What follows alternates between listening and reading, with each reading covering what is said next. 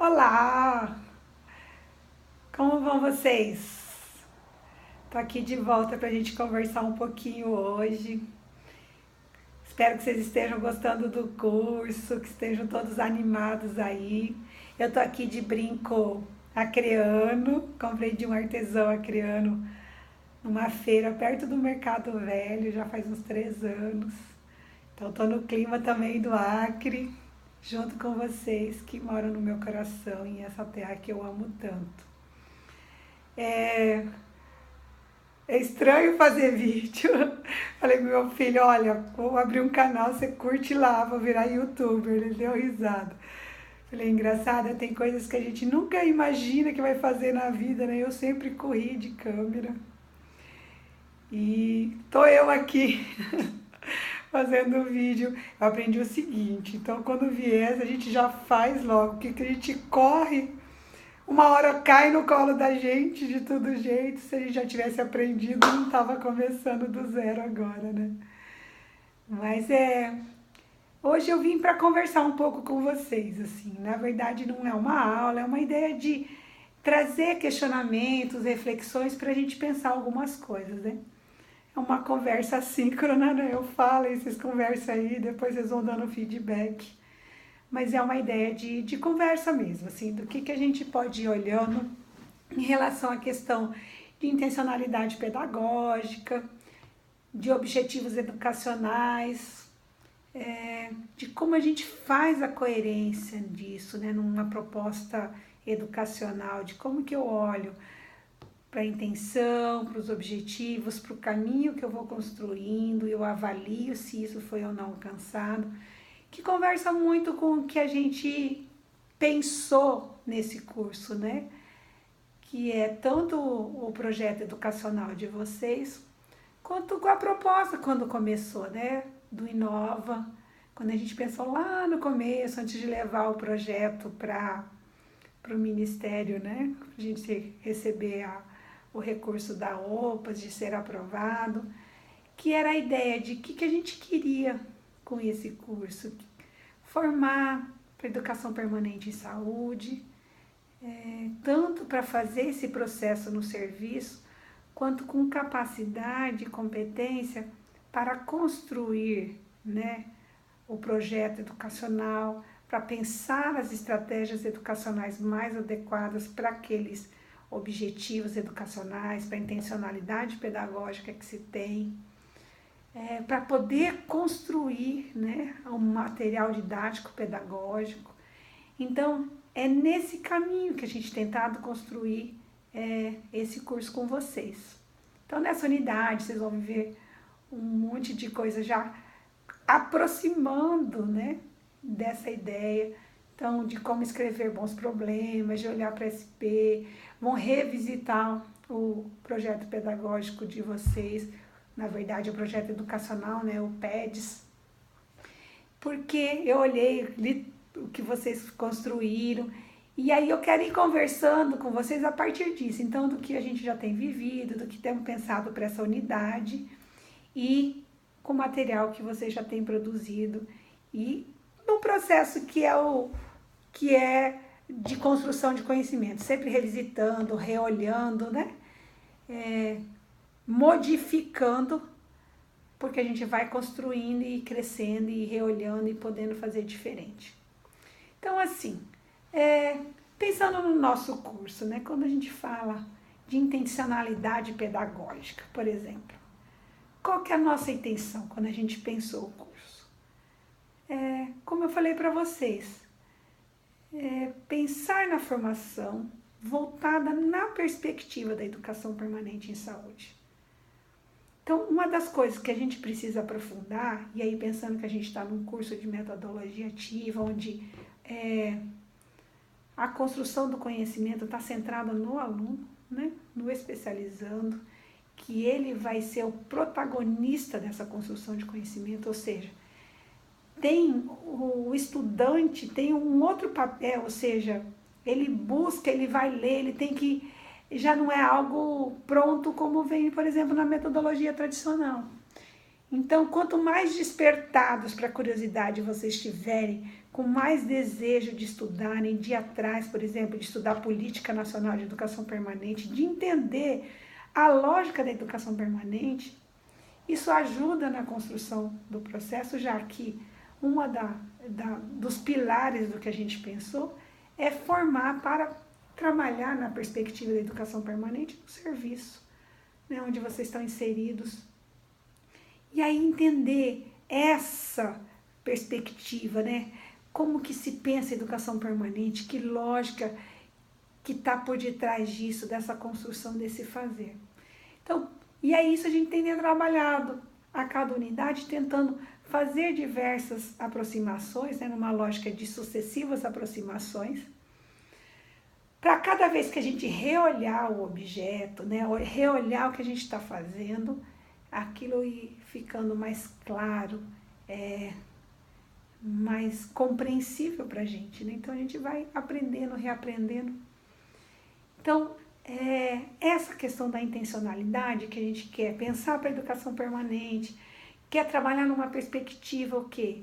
Freiriana, onde a gente vai trabalhar na lógica da horizontalidade, de aprender a ouvir, de construir coletivamente a partir do olhar de quem está envolvido, que isso muda totalmente a perspectiva, porque geralmente processos educacionais, a gente vive isso muito nos serviços, né? Alguém pensa, olha lá, no caso, né, fosse aí em Rio Branco, num exemplo, o Departamento de Gestão de Pessoas, né, DGP pensa, olha para a realidade, vê, olha, precisaria de um curso de tal coisa, eles estão precisando de formar em relação ao parto humanizado, por exemplo.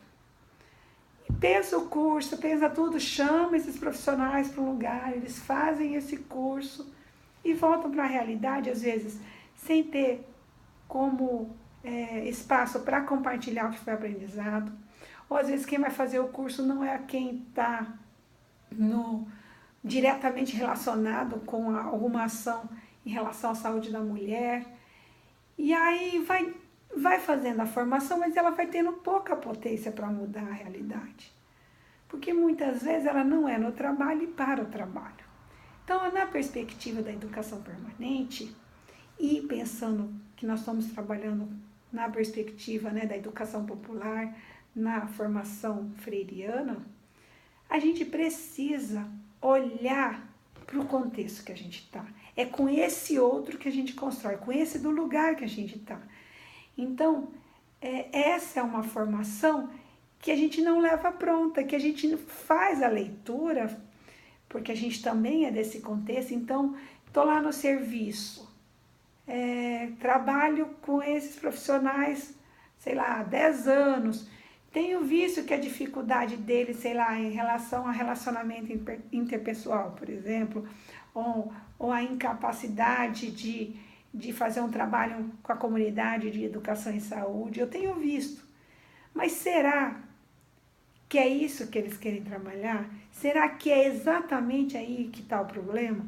Então, se eu não fizer um trabalho de diagnóstico primeiro, de entender onde exatamente está a dificuldade, eu acabo fazendo na mesma lógica do tradicional, que é o normativo, ou seja, alguém olha, alguém pensa, define o objetivo, define a temática e vem e implementa. Mesmo que conversa, que pergunta, que faz um processo aparentemente mais democrático, no fim, digamos, já se sabe o problema e já se sabe como resolver. Esse é um desafio que a gente precisa romper. Por quê? Porque para trabalhar nessa lógica, a gente precisa necessariamente construir com o outro e entender a necessidade educativa do outro. Então, eu queria, por exemplo, a hora que vocês estiverem reolhando na oficina que vocês vão fazer de projeto educacional, que vocês olhassem para isso de novo, o quanto isso é do outro. Vou dar um exemplo. Naquele material que foi enviado, acho que no primeiro encontro para vocês, um de Hansen, de educação e saúde, que que é de São Paulo, de uma atividade de São Paulo, dá um exemplo sobre diagnóstico educativo, que eles falam assim, que acho que é numa unidade de saúde, as enfermeiras percebendo que as mães estavam tendo muito acidente na infância, né?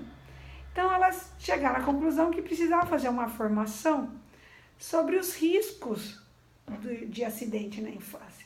Só que a hora que elas vão discutindo, conversando, fazendo o diagnóstico situacional, na verdade, as mães sabiam os riscos, elas não sabiam como fazer para prevenir, porque, digamos, com recurso, às vezes tem as fechadurinhas que você coloca nos armários, você tem as grades, mas isso tem custo.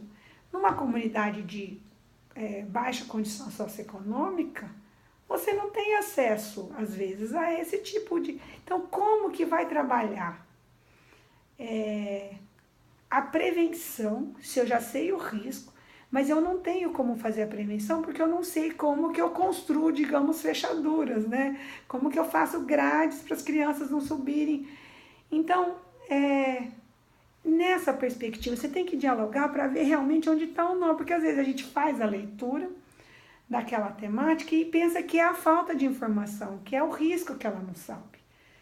Então, esse conversar, esse dizer lá para tentar descobrir onde que está a essência da necessidade educativa.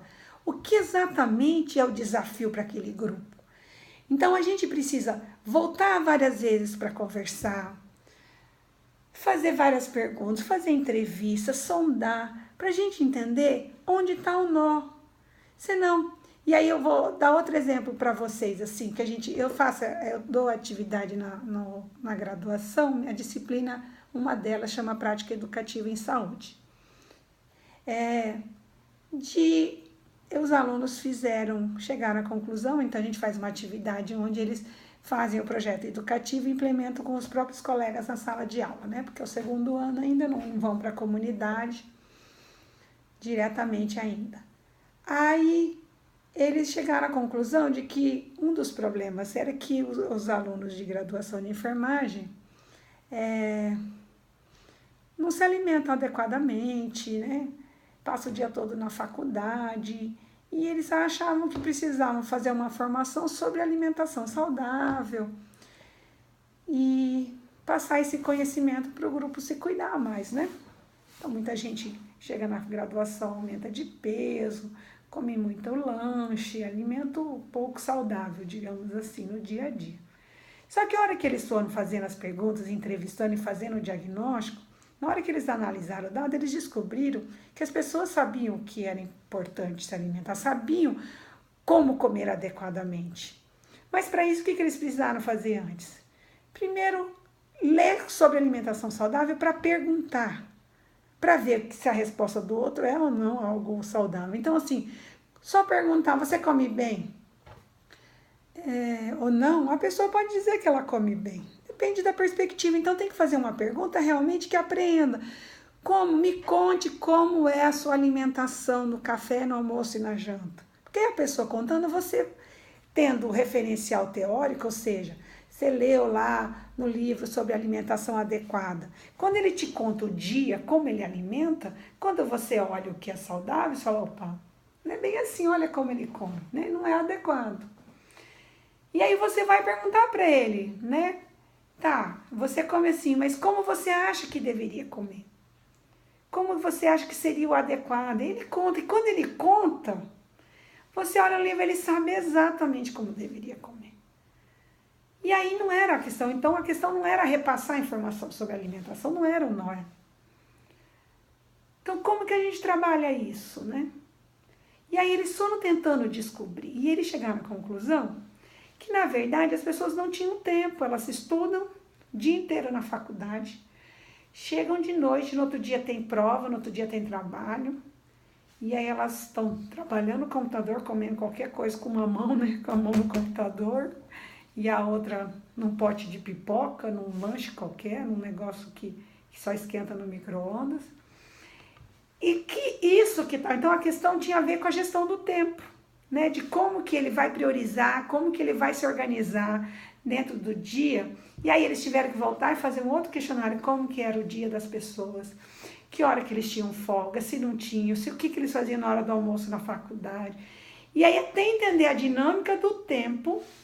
E aí eles fizeram uma atividade educativa, acharam um formulário bem bacana de a pessoa ir registrando durante o dia como ela funciona, que dificuldades ela tem, para ela fazer, e aí uma ferramenta de gestão do tempo.